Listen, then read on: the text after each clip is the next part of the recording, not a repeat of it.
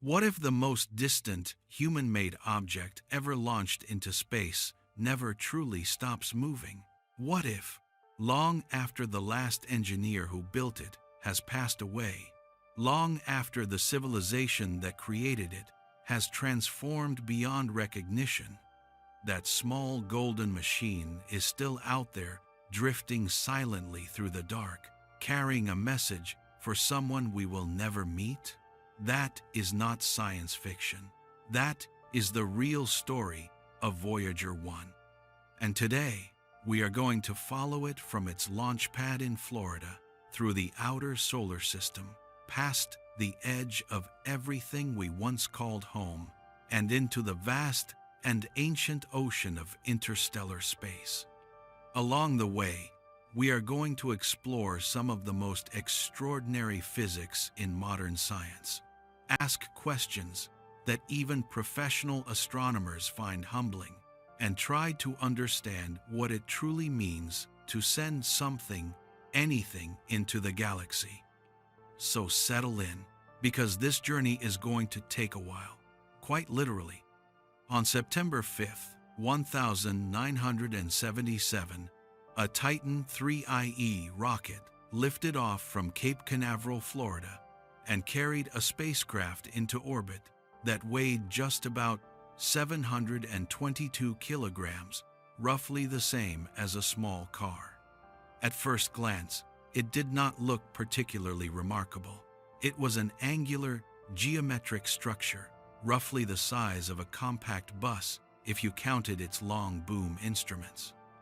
It had a 3.7-meter dish antenna pointed back toward Earth, a cluster of scientific instruments arranged like delicate petals around its central body, and 3 radioisotope thermoelectric generators extending on booms to keep them away from the sensitive detectors. It was called Voyager 1, and it would go on to become the most distant, the most scientifically productive, and arguably the most philosophically significant spacecraft ever launched by human civilization. To understand why Voyager 1 matters so deeply, not just to scientists, but to anyone who has ever looked up at the night sky and felt that restless pull of curiosity, we need to understand the world it came from, and the extraordinary window of opportunity that made it possible. In the late 1960s, a young aerospace engineer at NASA's Jet Propulsion Laboratory named Gary Flandreau made a discovery that would define the next 2 decades of planetary exploration. While studying the geometry of the outer solar system, Flandreau realized that in the late 1970s, Jupiter, Saturn, Uranus, and Neptune would align in a configuration that occurs only once every 175 years. If a spacecraft were launched at precisely the right time and trajectory, it could use the gravitational field of each planet to slingshot itself toward the next, a technique called a gravity assist, visiting all 4 outer giants in a single mission that would otherwise be completely impossible within a reasonable mission timeline. This was not a minor opportunity. Without gravity assists, a spacecraft traveling directly to Neptune using conventional propulsion would take decades on its own. With a planetary alignment that Flandreau identified, the entire grand tour of the outer solar system became achievable within roughly 12 years. Miss the window, and you would wait 1.75 centuries for the next one. NASA did not miss it. The resulting program, initially called the Mariner Jupiter-Saturn project, before being renamed Voyager, produced 2 spacecraft launched within weeks of each other in the summer of 1977. Voyager 2 actually launched first, on August 20th, but Voyager 1 launched on a faster, more direct trajectory and would reach Jupiter first. Each carried a suite of scientific instruments designed to study planetary atmospheres, magnetic fields, moons, and ring systems. Each also carried something else, something that had nothing to do with orbital mechanics or atmospheric chemistry, something that was included for a far more speculative and far more human reason. But we will come to the golden record in a moment. Voyager 1 reached Jupiter on March 5, 1979, just over 18 months after launch. And what it found there rewrote every textbook on the outer solar system.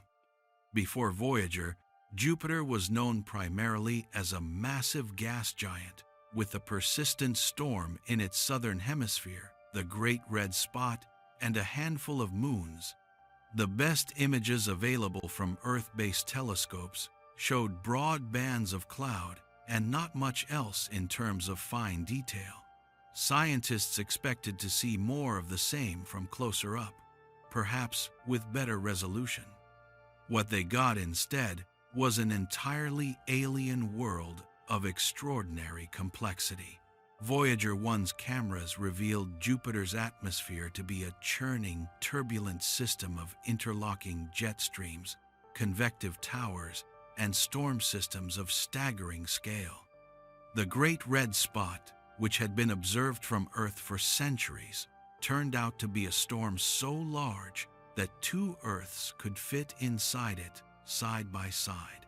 And it was not a static feature, it was an active, rotating anticyclone with wind speeds exceeding 400 kilometers per hour, surrounded by smaller oval storms and turbulent eddies that interacted in complex fluid dynamical patterns that scientists are still studying today. But the atmosphere was just the beginning. It was Jupiter's moons that truly shocked everyone. Before Voyager, Jupiter was known to have 4 large moons: Io, Europa, Ganymede, and Callisto, discovered by Galileo in 1610. Scientists expected these to be geologically dead, cold, and cratered like our own moon.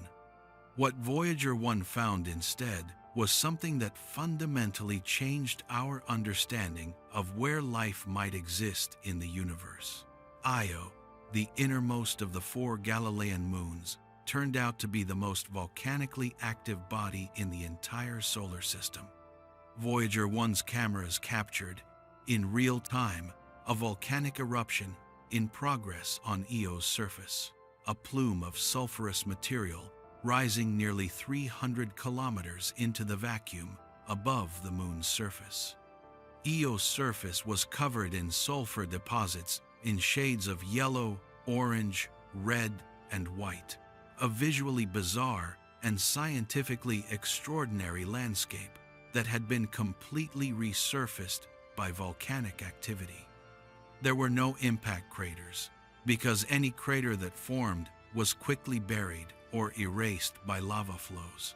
Io was a world that was being constantly remade. The reason for this extraordinary volcanic activity is tidal heating.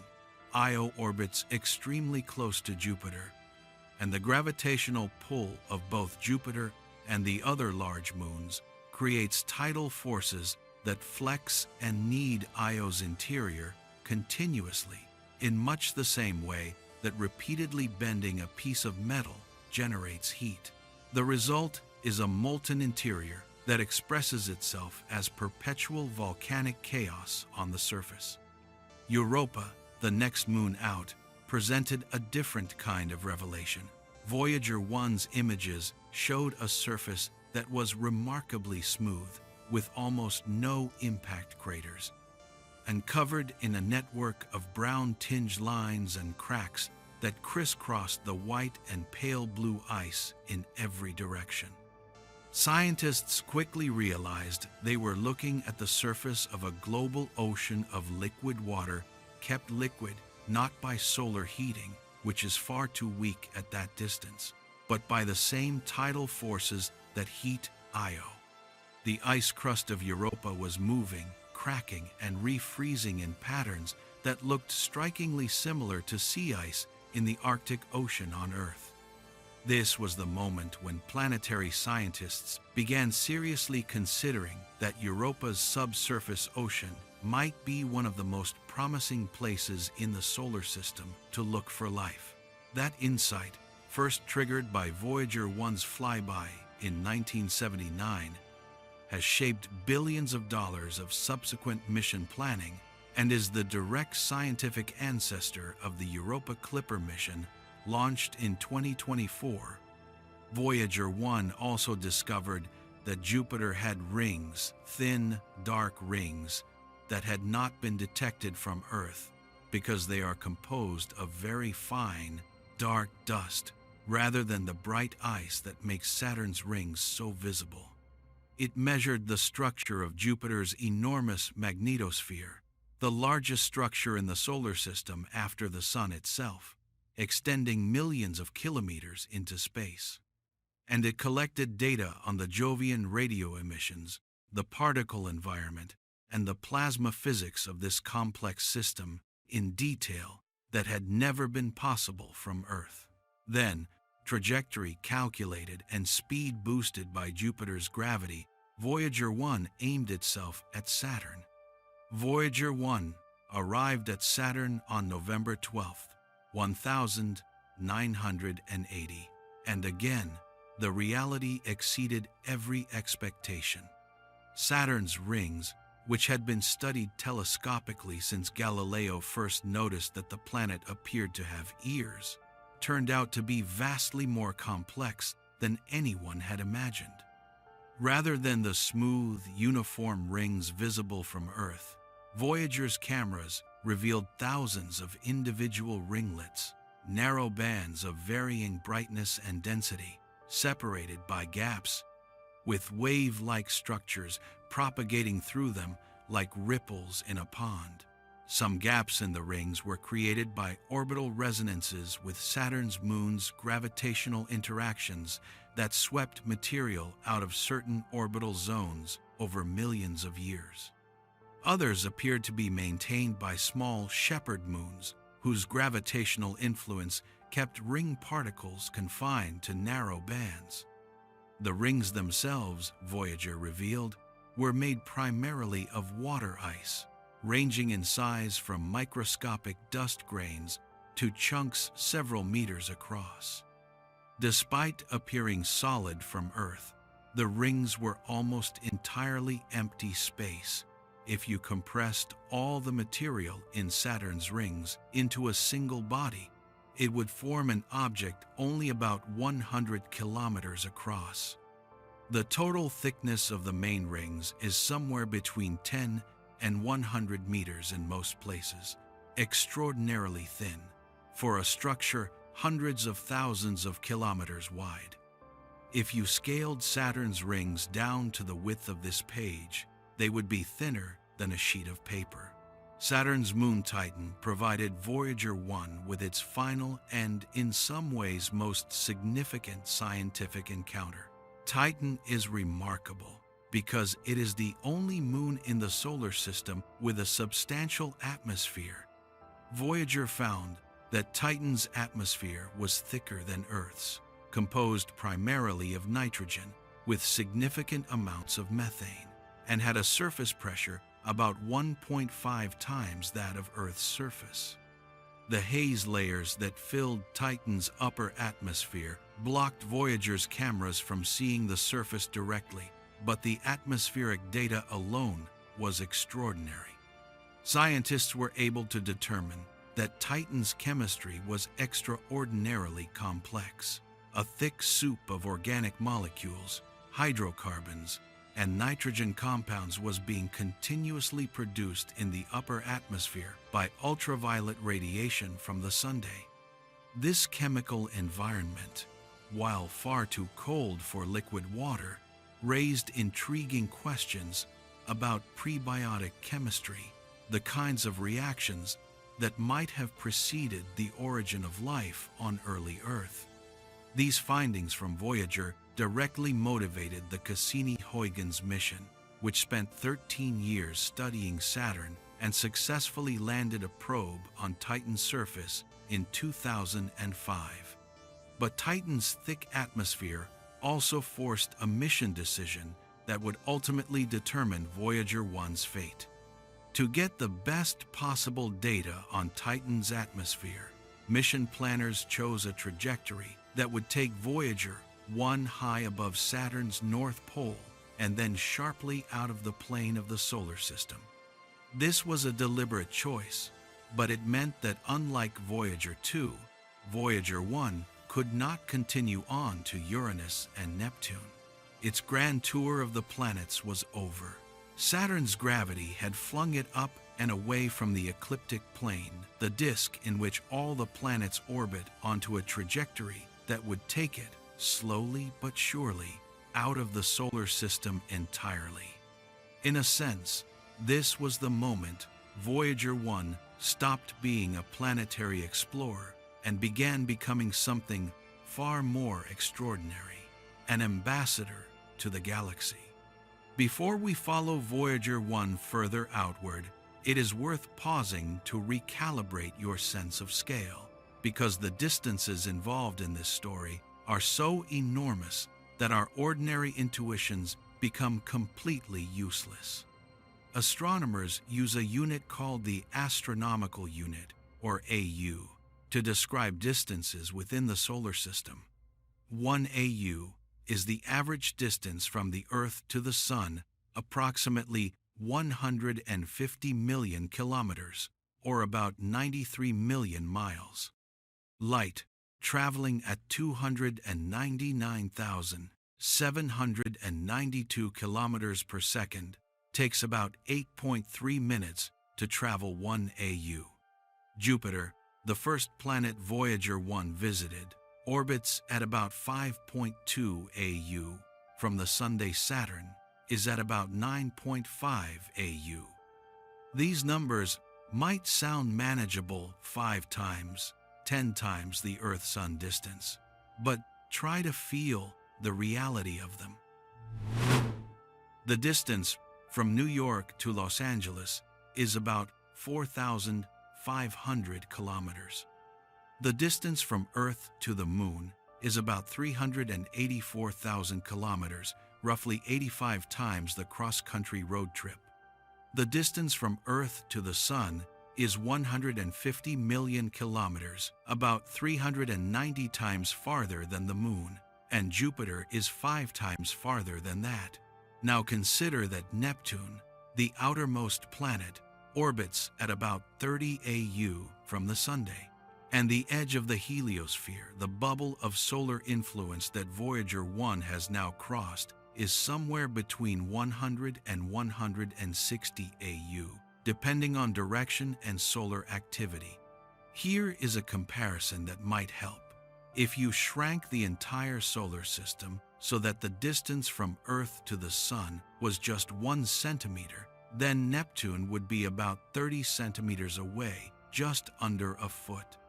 On that same scale, the nearest star, Proxima Centauri, would be about 4.2 kilometers away, nearly 3 miles. The Milky Way galaxy, on that scale, would be about 100,000 kilometers across a quarter of the way to the Moon. The universe is not just large, it is incomprehensibly, almost violently large, and Voyager 1 is sailing through a vanishingly small corner of it. As of 2024, Voyager 1 is approximately 163 AU from the Sun, more than 24 billion kilometers away. It is traveling at roughly 17 kilometers per second, or about 61,000 kilometers per hour. That is fast enough to travel from New York to Los Angeles in under 5 minutes. And yet, at that speed, it would take Voyager 1 about 73,000 years to travel the distance to our nearest stellar neighbor. Let that sink in for a moment. The fastest object ever launched by human civilization, traveling at 61,000 kilometers per hour, would need 73,000 years to reach the closest star. The entirety of recorded human history fits into the last 5 to 10,000 years. Voyager 1 would need more than 14 times all of recorded human history just to reach the nearest neighboring solar system. For most of its journey from Saturn onward, Voyager 1 has been passing through a region of space that is still dominated by the Sun, even though it looks completely empty from a human perspective. This region is called the heliosphere. The heliosphere is essentially a giant bubble created by the solar wind, a continuous stream of charged particles, primarily electrons and protons, that flows outward from the Sun in all directions at speeds of 400 to 800 kilometers per second. As this stream of particles rushes outward, it creates a kind of pressure that pushes back against the interstellar medium, the extremely thin gas and dust that fills the space between stars. The boundary where the solar wind's pressure and the pressure of the interstellar medium come into balance is called the Heliopause, and it defines the true edge of the Sun's direct physical influence. As Voyager 1 traveled outward, it passed through several distinct regions that scientists had theorized about but never directly measured. First came the termination shock, a region roughly 75 to 90 AU from the Sun, where the solar wind, which had been traveling supersonically outward, suddenly slows down as it begins encountering the resistance of the interstellar medium. The solar wind does not stop abruptly at the termination shock. It slows, heats up, and becomes turbulent. Voyager 1 crossed the termination shock in December 2004 at a distance of about 94 AU from the Sun, and the instruments confirmed everything the theorists had predicted, plus a few surprises about the nature of the magnetic field in that region. Beyond the termination shock lies the heliosheath, a thick, turbulent region where the decelerated solar wind is being compressed, heated, and deflected by the interstellar medium. Think of it like the bow wave in front of a ship traveling through water. The water has to go somewhere, and it forms a compressed, churning region ahead of the hull. The heliosheath is the equivalent zone in the solar system's journey through the galaxy. Voyager 1 spent about 8 years traveling through the heliosheath, a journey of billions of kilometers through this plasma-filled, magnetically complex transition zone. Then, on August 25, 2012, something changed in Voyager 1's data that scientists at the Jet Propulsion Laboratory had been watching for years. The density of energetic particles from the solar wind dropped dramatically, falling by a factor of about 1,000 inches just a few days. Simultaneously, the density of cosmic ray particles from outside the solar system increased sharply. The magnetic field direction shifted. Voyager 1 had crossed the heliopause. It had entered interstellar space. This was one of the most significant moments in the history of space exploration. For the first time in human history, an object built by human hands was sampling the medium that fills the space between the stars. Voyager 1 was no longer in the Sun's solar system in any meaningful physical sense. It was in the galaxy. The interstellar medium that Voyager 1 is now traveling through is extraordinarily thin by any terrestrial standard. The density of particles in interstellar space near the Sun is roughly 0.1 atoms per cubic centimeter, compared to about 2.7 times 10 to the 19th atoms per cubic centimeter in the air we breathe. In other words, interstellar space is about 100 quintillion times emptier than Earth's atmosphere at sea level. By any ordinary measure, it is essentially a perfect vacuum. And yet, it is not truly empty. It contains gas, dust, magnetic fields, and cosmic rays, and it has its own complex physics that Voyager 1 has been measuring in unprecedented detail. The temperature of the local interstellar medium, somewhat counterintuitively, is quite high, around 6,000 to 10,000 Kelvin in terms of particle energies. But because the density is so low, there is almost no thermal energy present in any given volume of space.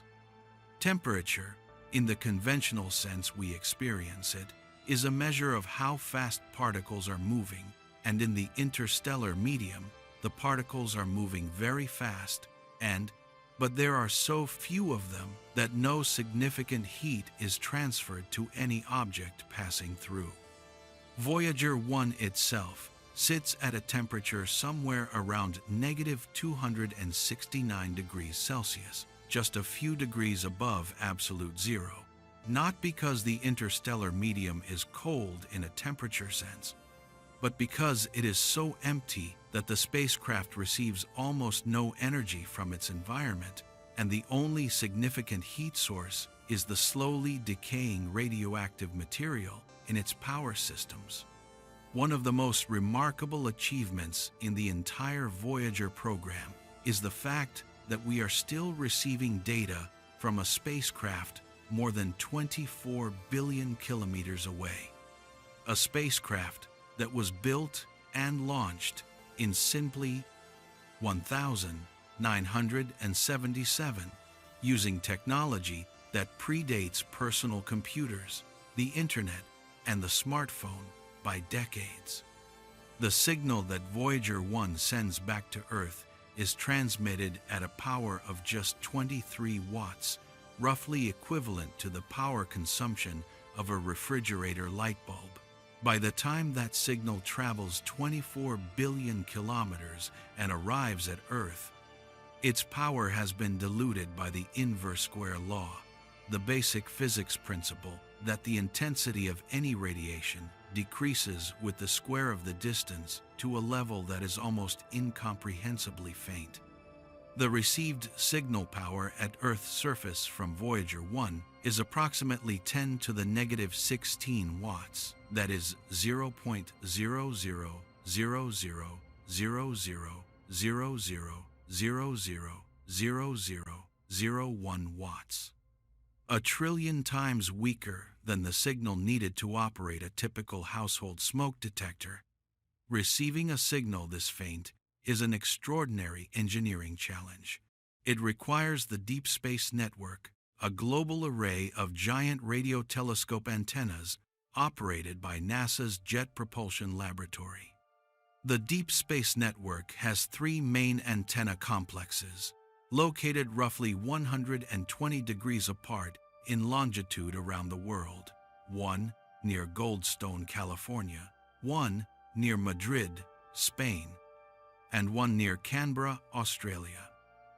This distribution ensures that at least one station always has a line of sight to any spacecraft in deep space, regardless of Earth's rotation. The largest antennas in the Deep Space Network are 70 meters in diameter, the size of a large sports stadium. These dishes collect the faint radio waves from Voyager with remarkable precision, tracking the spacecraft's known position and orienting their massive structures to follow it across the sky. The data is amplified, processed, and decoded by sophisticated receivers that have been continually upgraded over the decades to extract the maximum amount of information from the vanishingly weak signal. A two-way communication with Voyager 1 requires extraordinary patience. At the speed of light, a signal from Earth takes about 22 hours and 35 minutes to reach Voyager 1 as of 2024. A response, if Voyager were programmed to send one immediately, would take another 22 hours and 35 minutes to return. A complete back-and-forth communication, therefore, takes nearly 2 days. Mission controllers at JPL, who send commands to Voyager 1, cannot expect a response until the following day. And if something goes wrong, if a command is misinterpreted, or an instrument responds unexpectedly, the feedback loop for troubleshooting operates on a timescale of days. This communication challenge became dramatically apparent in late 2023, when Voyager 1 began sending back garbled data, a stream of ones and zeros that appeared to be corrupted or meaningless. For several months, the engineering team at JPL worked to diagnose the problem from 24 billion kilometers away, analyzing the patterns in the corrupted data, developing hypotheses, and sending commands that took nearly a day to arrive and another day to receive a response to. Eventually, they determined that a single chip in Voyager 1's flight data system had become corrupted, likely due to decades of exposure to radiation in deep space. The team devised a solution that involved rewriting the spacecraft's software to route data around the damaged chip, transmitting the fix in multiple pieces due to the limitations of the uplink data rate, and waiting patiently over a period of weeks for each piece to arrive, be executed, and be confirmed. By April 2024, Voyager 1 was once again sending clean, coherent scientific data back to Earth. The fact that a team of engineers was able to reprogram a 7-year-old spacecraft from 24 billion kilometers away, a spacecraft that communicates at 160 bits per second, slower than the earliest dial-up modems, is one of the most remarkable engineering achievements in the history of the space program. The other extraordinary technology that makes Voyager 1's longevity possible is its power system. Unlike spacecraft that operate in the inner solar system, where solar panels can harvest abundant sunlight, Voyager 1 has been in a region since before it reached Saturn, where sunlight is too faint to provide useful electrical power. At Saturn's distance, the sun is already about 100 times dimmer than it appears from Earth. By the time Voyager reached 100 AU, sunlight would be 10,000 times weaker than at Earth, completely inadequate for solar power generation. Instead, Voyager 1 is powered by 3 radioisotope thermoelectric generators, or RTGs. Each RTG contains a collection of pellets made from plutonium-238, a specific isotope of plutonium that undergoes radioactive decay at a steady, predictable rate, releasing heat as it transforms into uranium-234. The heat from this decay is converted directly into electricity through thermocouples devices that generate a voltage when one end is hot and the other is cold. There are no moving parts. There is no combustion. There is no solar panel. Just the steady, reliable heat of nuclear decay, converting silently into electricity in the cold of deep space. Plutonium-238 has a half-life of about 87.7 years, meaning that after 7 years, half of the original material has decayed and the heat output has dropped by half. When Voyager 1 was launched in 1977, its 3 RTGs together produced about 470 watts of electrical power. By 20244, 7 years after launch, roughly a third of the plutonium-238 had decayed, and the power output had dropped to approximately 249 watts. This number continues to decrease by about 4 watts per year. 249 watts might not sound like much. It is roughly equivalent to leaving 2 or 3 incandescent light bulbs on continuously. but it is enough to power Voyager 1's remaining operational instruments, its computer systems, its radio transmitter, and its attitude control thrusters, with careful management. The challenge is that the power budget is shrinking, and the demands of keeping the spacecraft warm in the extreme cold of interstellar space compete with the power needed to run science instruments. Mission managers have been systematically shutting down non-essential systems and instruments over the years to conserve power for the systems that matter most. Heaters for certain instruments have been turned off, accepting that some components will operate far outside their design temperature ranges or will freeze entirely. The spacecraft's trajectory has been left essentially undisturbed for years at a time to avoid the power cost of unnecessary thruster firings. This careful husbandry of a dwindling power supply is one of the most delicate, ongoing engineering challenges in the space program, a kind of slow-motion triage being conducted across the void of interstellar space. Current projections suggest that Voyager 1 will lose the ability to operate any science instruments and maintain communication with Earth sometime around 2025 to 2030. The exact timing depends on how the power decline proceeds and how aggressively NASA chooses to deactivate non-essential systems to extend the life of the most critical ones. The science instruments are not all equal in their power demands or scientific value.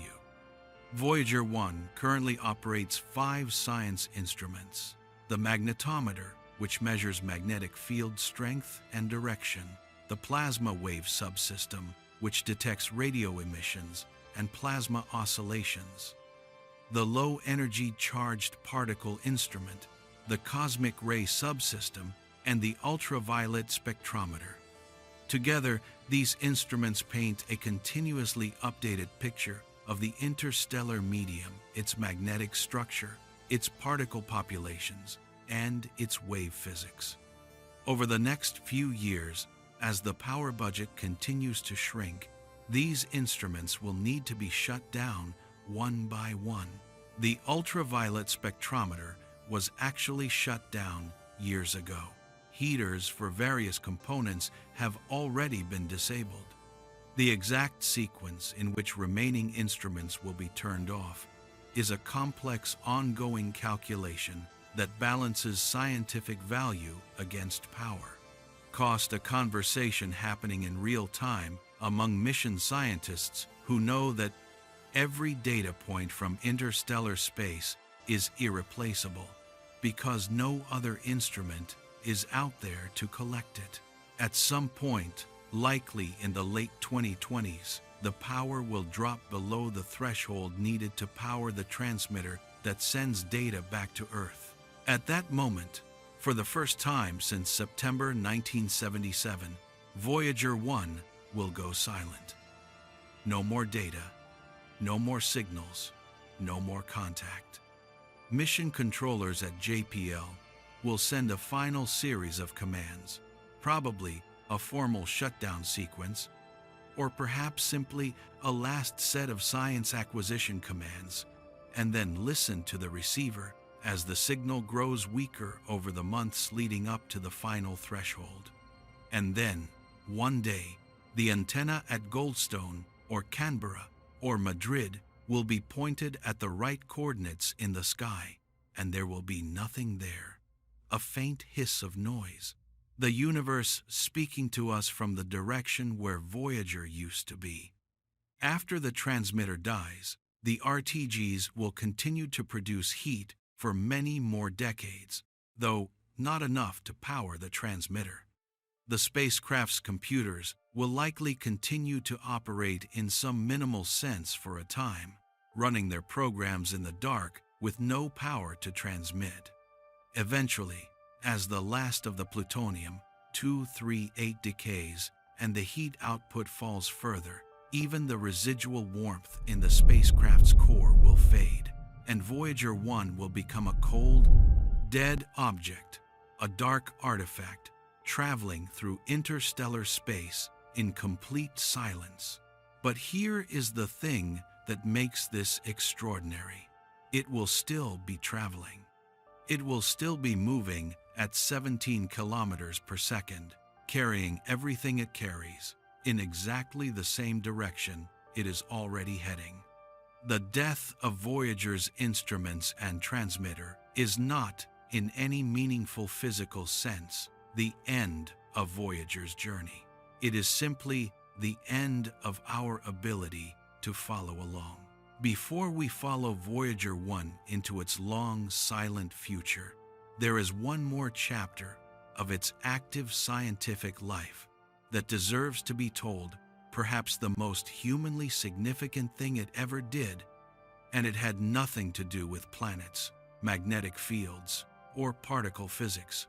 On February 14, 1990, at the request of the astronomer Carl Sagan, mission controllers at JPL turned Voyager 1's cameras around something that had not been done since its planetary flybys and pointed them back toward the inner solar system.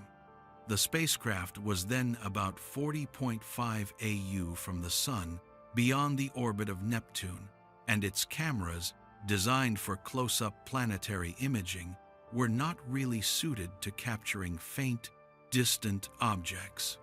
But they tried anyway. The resulting images, 60 frames in total, assembled into a mosaic called the family portrait, showed the Sun as an overexposed streak of light, and several of the planets as tiny, barely resolvable specks of light scattered across the frame. Earth appeared in one of those frames as a tiny mote of light, less than a single pixel across, caught in a scattered ray of sunlight from the camera's optics. Carl Sagan, who championed the project over the objections of colleagues who argued the images had no scientific value, wrote a reflection on the image that remains one of the most moving pieces of science communication ever composed. He called it the pale blue dot. The image and Sagan's meditation on it encapsulates something that is easy to lose sight of in the technical details of power budgets and plasma wave instruments. Voyager 1 was not just a machine collecting data. It was the first time in human history that we could actually see our entire civilization, our entire world, from a perspective that made clear how extraordinarily small and isolated it is in the cosmos.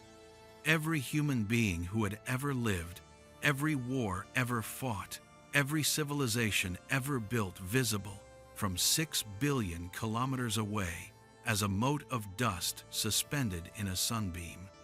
After taking those images, the cameras were permanently shut down to save power. Voyager 1 would never look back again.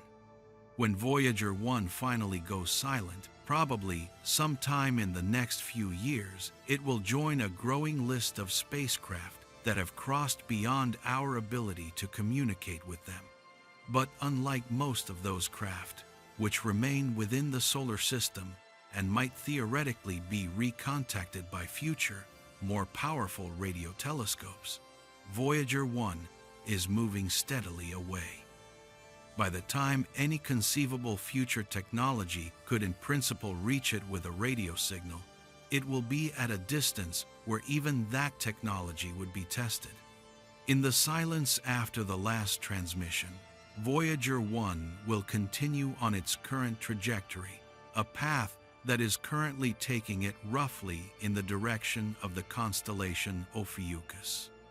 It is not aimed at any specific star. There is no destination in the conventional sense. It is simply moving away from the Sun along the path that the combined forces of its launch trajectory and all the planetary gravity assists it received have set for it. In about 40,000 years, an almost incomprehensible span of time, greater than the interval since modern humans first migrated into Europe, Voyager 1 will pass within about 1.6 light-years of a dim red dwarf star called Gliese, 445. It will not enter that star's solar system, will not be captured by its gravity, and will not slow down. It will simply pass nearby, in cosmic terms, at the same 17 kilometers per second it is traveling today, and continue onward into the galaxy.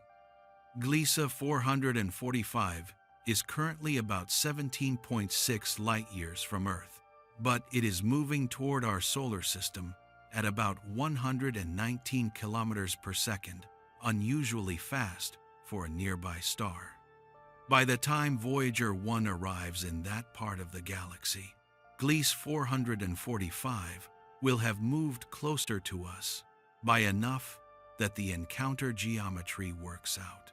This is a remarkable fact in itself, that we can calculate with genuine precision what a piece of human engineering will be doing in 40,000 years. That is not hand-waving speculation. It is orbital mechanics applied to timescales that dwarf human history. Beyond the Gliese 445 encounter, Voyager 1 will continue through the galaxy for an almost inconceivably long time without encountering anything significant. Stars in the Milky Way are separated by such enormous distances that even traveling at 17 kilometers per second for millions of years, the probability of a close encounter with another star is extremely small. The galaxy is almost entirely empty space. The stellar density in our region of the Milky Way is roughly 1 star per every 9 cubic light-years. And even that number makes it sound more crowded than it actually is when you consider how small stars are relative to the spaces between them. In billions of years, assuming no encounter destroys or deflects it, Voyager 1 will continue orbiting the center of the Milky Way galaxy as part of the galaxy's normal stellar population, a tiny, cold, dark artifact tracing an elliptical path around the galactic core. The Sun will have long since exhausted its hydrogen fuel and expanded into a red giant, likely engulfing the inner planets including Earth. The descendants of human civilization, if any exist on astronomical timescales, will have transformed beyond any recognition. But Voyager 1, assuming it survives, the various hazards of interstellar travel will still be out there, still carrying its instruments and its cameras, and something even more extraordinary. Attached to the outside of both Voyager 1 and Voyager 2 is a 30-centimeter gold-plated copper disc, a record, in the literal sense of the word, but also a message. It is called the Golden Record, and it was conceived and assembled by a committee chaired by Carl Sagan at Cornell University in 1977. The Golden Record contains 116 images encoded as analog waveforms, greetings in 55 human languages, a printed message from President Jimmy Carter, sounds from Earth including rain, surf, wind, thunder, whale song, cricket chirps, and human laughter, and 90 minutes of music from across world cultures and historical periods, ranging from Beethoven's Fifth Symphony to Azerbaijani folk music to Chuck Berry's Johnny B. Good. The record is sealed in an aluminum protective jacket and includes a stylus for playback, along with a set of diagrams etched into the cover that explain, in the only universal language we could think of, mathematics and physics, how to play the record, where it came from, and when it was sent. The diagrams use the precise frequencies of the hydrogen atom transition of value that any technologically sophisticated civilization would know as a kind of universal ruler for both time and distance, allowing the record's finders to deduce the physical size of the humans who made it, the position of our solar system in the galaxy relative to known pulsars, and the date the record was launched. The probability of any intelligent civilization finding the golden record is, let us be honest, essentially zero on any timescale less than millions to billions of years. The galaxy is enormous, the record is tiny, and there is no mechanism by which it could be detected from any distance greater than a few kilometers. For it to be found, another civilization would essentially need to stumble upon it by chance, something vanishingly unlikely in the vast emptiness of interstellar space. But the golden record was never really about the probability of discovery. It was about the act of reaching outward, of saying, in the most durable and beautiful form available to us in 1977, that we exist, that we have tried to understand the universe, that we find beauty in it, and that we wanted to share that beauty with whatever else might be out there. It is both a scientific artifact and a philosophical statement. A message in a bottle cast into an ocean so vast that the chance of its being found is almost zero. But the message was worth sending anyway. Carl Sagan described the golden record as a gift to the universe. In a deeper sense, it might be more accurate to call it a gift from humanity to itself, a reminder of what we are capable of when we are at our best, preserved in a form that will outlast every civilization we have ever built. It is natural to wonder, at this point in the story, whether any future mission could surpass what Voyager 1 has achieved, whether we could build and launch something faster, farther, and more capable. The short answer is yes, technically, but it would be extraordinarily difficult, and no mission to date has been designed specifically to surpass Voyager 1's interstellar reach. The New Horizons spacecraft, launched in 2006 and famous for its stunning flyby of Pluto in 2015, is also on a trajectory to eventually leave the solar system. At its current speed of about 14 kilometers per second, it is slower than Voyager 1 and will not reach the Heliopause for many decades. It carries modern instrumentation that is far more capable than Voyager's in many respects, but it launched later and slower, and its journey to interstellar space will take longer. Several proposals have been advanced over the years for a dedicated interstellar probe mission, a spacecraft designed from the outset to travel deep into interstellar space as quickly as possible, using gravity assists from Jupiter and potentially the Sun itself. A solar flyby maneuver to achieve speeds of perhaps 100 to 200 AU per decade, compared to Voyager's current rate of about 3.5 AU per year.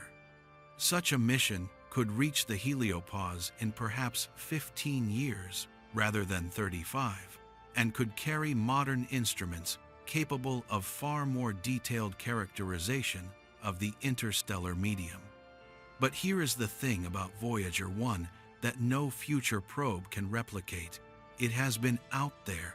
It has been measuring the interstellar medium continuously for over a decade now, observing how the local interstellar environment changes over time, tracking the interaction between the solar wind and the interstellar medium through multiple solar cycles. A future probe that launches in 2030 and reaches the Heliopause in 2045 will start with better instruments, but will not have Voyager's decades of continuous measurement history. In the science of the heliosphere and the interstellar medium, Voyager 1's data is not just historical, it is still irreplaceable. There is also an emerging class of proposed concepts that would send tiny spacecraft, perhaps the size of a postage stamp, to interstellar distances using laser-propelled light sails. The Breakthrough Starshot Initiative, proposed in 2016 by physicist Stephen Hawking and investor Yuri Milner, envisions accelerating gram-scale spacecraft to roughly 20% of the speed of light using an array of ground-based lasers. At that speed, a spacecraft could, in principle, reach Proxima Centauri in about 20 years. The engineering challenges are currently immense. Building a laser array powerful enough, creating a sail that can survive the acceleration, and developing a communication system that can send data across 4 light years, but the physics is sound, and the concept continues to be actively studied. If such technology were ever realized, it would make Voyager 1's 17 km/s pace look like a gentle walk. But it would not erase what Voyager accomplished. The only way to make that first measurement is to be first. Since entering interstellar space in 2012, Voyager 1 has been returning data that has repeatedly challenged and refined theoretical models of the heliosphere and the local interstellar medium. Some of what it has found was expected. Some of it was not. One of the most surprising findings was that the magnetic field in the very local interstellar medium, the region just outside the heliopause, is oriented nearly parallel to the heliopause boundary, rather than at an angle to it, as had been predicted. This suggests that the local interstellar medium has been shaped and organized by the heliosphere itself, that the Sun's bubble has been pressing against and compressing the interstellar magnetic field for billions of years, creating a kind of organized boundary layer that differs from the field in the broader galaxy. Voyager 1 also detected what appeared to be electron plasma oscillations in the interstellar medium, regular oscillations in the density of electrons that carry information about the density and structure of the plasma around it. These measurements have allowed scientists to determine that the density of the interstellar medium just outside the heliopause is about 0.055 electrons per cubic centimeter, an extremely precise number that agrees reasonably well with theoretical predictions, but provides empirical grounding that no model could supply on its own. Perhaps most intriguingly, Voyager's data has helped scientists understand the shape of the heliosphere itself, something that is not observable from inside it, since we cannot see the Sun's bubble from outside. Based on Voyager 1's measurements from one side and Voyager 2's measurements from another, Voyager 2 crossed the heliopause in 2018, in a different direction from Voyager 1 and at a somewhat shorter distance of 119 AU. Scientists are now building the most detailed model yet of the heliosphere's three-dimensional structure. It appears to be asymmetric, thinner on the side facing the direction of the Sun's motion through the galaxy, the nose of the heliosphere, and more extended on the trailing side, the tail. The heliosphere, in other words, looks something like a comet, a bubble of solar influence, stretched by its motion through the interstellar wind. This information matters not just for understanding our own solar system, but for understanding every star system in the galaxy. Every star with a stellar wind, which is most of them, has its own equivalent of a heliosphere, a bubble of stellar influence embedded in the interstellar medium. Understanding the structure and physics of our heliosphere in detail gives us a template for understanding the astrospheres around other stars, and for thinking about how those bubbles interact with any planets they contain. As we approach the end of Voyager 1's operational life, it is worth stepping back and asking a question that is easy to overlook in the details of power budgets and magnetic field measurements. Why does this matter? Not just scientifically, but philosophically? The answer, I think, lies in what Voyager 1 represents as a demonstration of what human beings are capable of. In 1977, the world was in many ways very different from today. The Cold War was at its height. The internet did not exist. Personal computers were just emerging from hobbyist kits. The life expectancy of electronic systems in deep space radiation environments was largely unknown. And yet, a team of scientists and engineers at JPL had the ambition to design, build, and launch a spacecraft that they believed might still be operating, still communicating with Earth 45 years later. Not because they were certain it would work, but because they were ambitious enough to try, careful enough to build something robust, and wise enough to include a power source that did not depend on sunlight that would fade away.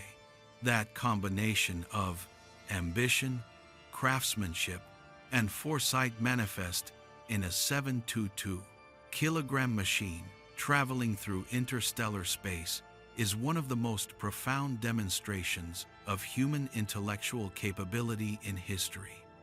We did not just explore the outer solar system. We crossed the boundary between the solar system and the galaxy, and we measured what we found there, and we sent the data home, and we are still receiving it nearly 5 decades later. There is something important in this that gets lost in the occasional cynicism about the value of pure science and space exploration. The knowledge that Voyager has returned about planetary geology, atmospheric physics, magnetospheric dynamics, the structure of ring systems, the possibility of subsurface oceans, the nature of interstellar space did not come cheaply, but it came. It expanded what we know. It changed what we thought was possible. It inspired generations of scientists, engineers, and curious people who have gone on to contribute to civilization in ways too numerous to count. And perhaps most importantly, it gave us the pale blue dot, that tiny, humbling image of Earth from 40 AU away, that has arguably done more to inspire environmental consciousness and a sense of shared humanity than almost any political speech or manifesto. When Voyager 1's transmitter finally falls silent, when the last pulse of radio energy travels across 24 or 25 billion kilometers of space and is received by a dish antenna somewhere on Earth, there will be a moment of finality that is unlike almost anything else in the history of human exploration. Unlike a ship that returns to port, unlike an astronaut who comes home, unlike a probe that is deliberately crashed into a planet to end its mission, Voyager 1 will simply drift away in silence. There will be no last hurrah, no dramatic final image, no controlled termination, just a gradual fading as the power falls below the transmission threshold, and then nothing. Mission scientists who have spent their careers working on the Voyager program, some of whom have been involved for more than 40 years, have spoken about this coming moment with a mixture of profound sadness and quiet pride. Ed Stone, who served as the Voyager project scientist for the entire span of the mission, described it as watching a dear friend slowly disappear over the horizon, knowing that they are still out there, still moving, but that you will no longer be able to see them or hear them. That metaphor captures something essential about what Voyager 1 has become over the course of its journey.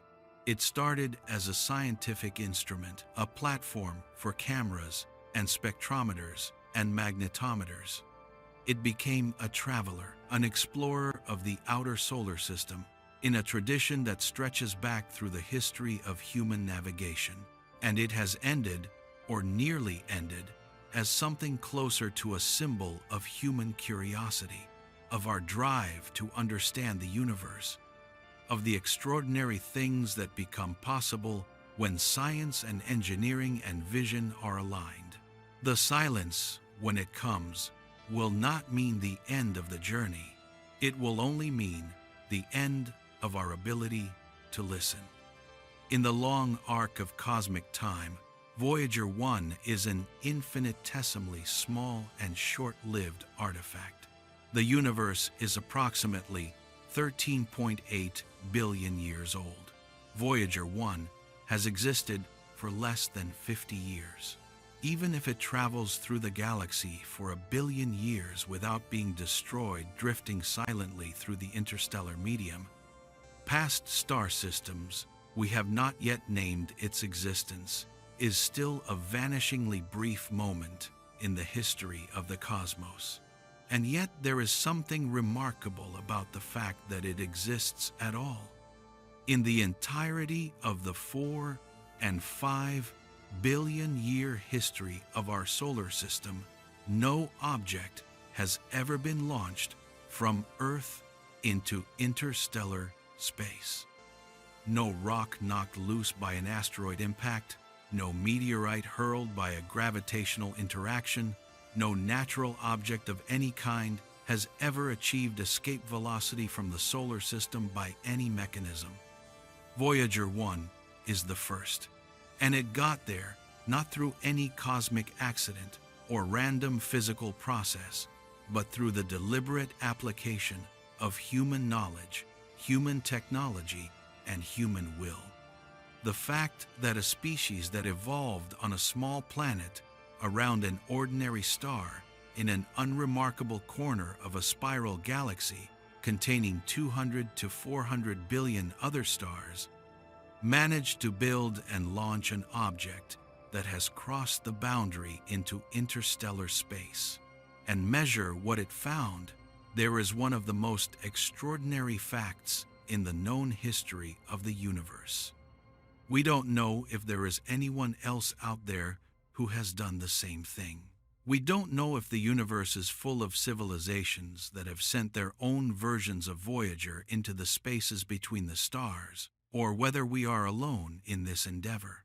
The question of whether we are the only technological civilization in the galaxy is, in some ways, the deepest question that space exploration raises, and Voyager 1, with its golden record and its measured trajectory through the interstellar medium, is our most tangible connection to that question. For all the romance of Voyager 1's journey, it is worth asking a practical question. Is it likely to survive intact for the millions or billions of years we have been imagining? The honest answer is that we genuinely do not know, because no one has ever tracked an artificial object through interstellar space on those timescales, and the hazard environment of the galaxy is not perfectly characterized. The most significant hazard is also the most mundane: interstellar dust. The interstellar medium contains extremely fine particles, mostly silicate and carbonaceous grains, a fraction of a micron in diameter, at very low densities. At Voyager's speed of 17 kilometers per second, a collision with even a tiny dust grain would deliver a small but real impact. Over millions of years, the cumulative effect of these micro-impacts would gradually erode Voyager's surfaces, pitting and degrading the metals and plastics of its structure. The Golden Record's aluminum jacket would be slowly sandblasted. The antenna dish would develop a pitted surface. But these erosional effects, while real, are extremely slow. Even after 1 million years, the overall structure of the spacecraft would likely remain largely intact, though considerably degraded on its external surfaces. A more serious hazard would be a close encounter with a molecular cloud, a dense region of gas and dust in the interstellar medium that would expose Voyager to much higher particle fluxes and could, over time, significantly affect its trajectory and integrity. But molecular clouds occupy only a small fraction of the total volume of the interstellar medium, and the probability of Voyager encountering one on any given timescale shorter than hundreds of millions of years is quite low. The scenario most people find themselves wondering about, a direct collision with another star, is extraordinarily improbable. As we noted earlier, the stellar density in our region of the Milky Way is roughly 1 star per 9 cubic light-years. Voyager 1 is a tiny object. The cross-sectional area it presents to the interstellar medium is perhaps a few square meters.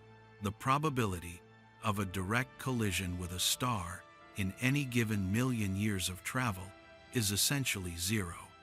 Over the lifetime of the galaxy, another 5 billion years or so before the Milky Way and Andromeda merge, some close encounter that significantly deflects Voyager's trajectory is possible but not certain. In all likelihood, Voyager 1 will drift through the galaxy for billions of years in rough silence, growing slowly colder and more damaged by micrometeorites and radiation, but remaining physically present and structurally recognizable as an artifact of human civilization long after every other trace of us has vanished from the solar system. As we near the end of this journey from Cape Canaveral in 1977 to the farthest reaches of the solar system and beyond, it is worth thinking about what Voyager 1 means for the future of human exploration. We live in an era of extraordinary space science. The James Webb Space Telescope is revealing the first galaxies to form after the Big Bang and studying the atmospheres of exoplanets for signs of potentially habitable conditions. The Parker Solar Probe is diving to within a few million kilometers of the Sun's surface, sampling the solar wind at its source. The Europa Clipper is on its way to Jupiter to investigate whether Europa's subsurface ocean might harbor life. Artemis astronauts are being prepared to return to the Moon for the first time since 1972, with Mars missions on the horizon. None of these missions, remarkable as they are, can claim what Voyager 1 can. They are all, in the cosmic sense, staying close to home. They are exploring the Sun's family, the neighborhood of our star. Voyager 1 has left the neighborhood, and that distinction matters, even if it is largely symbolic. The galaxy is not empty. It is full of stars, planets, molecular clouds, supernova remnants, pulsars, black holes, and perhaps other civilizations. To explore it, really explore it, not just observe it from a distance, with telescopes requires sending something into it. Voyager 1 was the first thing we ever sent. That will always be true. The next step, a dedicated interstellar probe with modern instrumentation, possibly using advanced propulsion to reach interstellar distances in years rather than decades, is one of the most compelling missions that planetary scientists and heliospheric physicists have proposed. Such a mission would tell us vastly more about the structure of the heliosphere, the properties of the local interstellar medium, and the physical environment through which our solar system is traveling as it orbits the galactic center. It would build on Voyager's legacy, taking it from a remarkable but fortuitous achievement to a systematic program of interstellar science. Beyond that, the concepts that currently exist, mostly on paper, laser-propelled light sails, nuclear pulse propulsion, solar thermal rockets using close solar flybys, represent the potential for reaching other star systems on timescales of centuries rather than millennia. Whether any of them will be realized depends on will and resources and circumstances that cannot be predicted. But the physics exists. The concepts are real. And Voyager 1 demonstrated, in the most direct way possible, that leaving the solar system is achievable. Sometime in the coming years, perhaps 2025, perhaps 2027, perhaps a little later, if the engineering team at JPL continues to find creative ways to extend the mission, Voyager 1 will transmit its last bits of data across the interstellar void, and the Deep Space Network will receive them, and they will be recorded and archived and studied, and that will be the end of one of the longest and most remarkable scientific missions in history.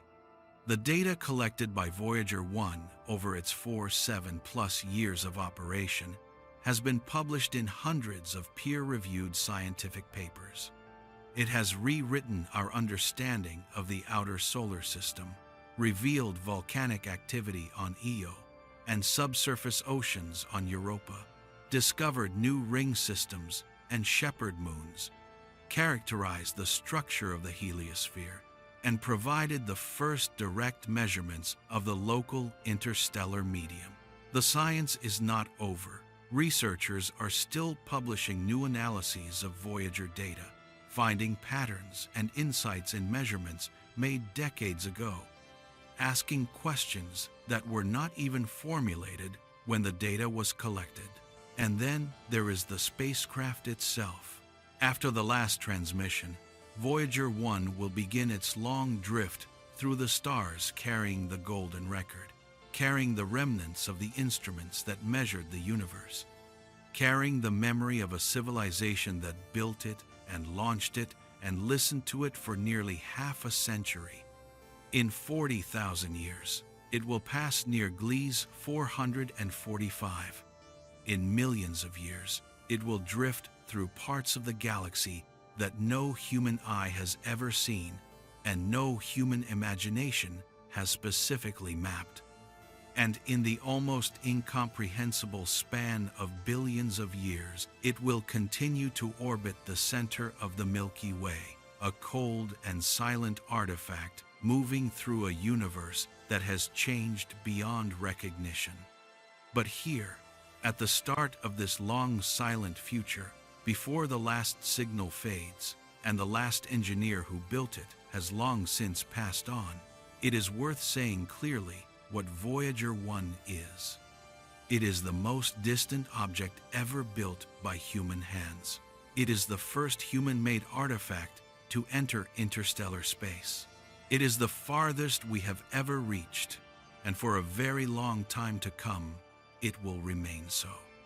It carries a message for the cosmos, assembled by people who understood that curiosity is one of the deepest and most valuable things about being human. And it is still out there, right now, 24 billion kilometers away, sailing through the interstellar medium at 17 kilometers per second, measuring magnetic fields, counting cosmic rays, sending its faint signal homeward across a gulf of space so vast that the light of the sun is already too faint to see with the naked eye. What if the most distant object ever built by human hands never truly stops traveling? It won't. Voyager 1 was launched into an essentially infinite void, on a trajectory that no force in the vicinity of the solar system can significantly alter, at a speed that will carry it through the galaxy for longer than the sun has existed. It will travel long after we lose contact, long after the Earth has changed beyond recognition, long after the sun has died. It will carry the record of who we were and what we knew and what we loved, drifting through the dark between the stars, in a universe that is vast and old and in some ways very, very quiet.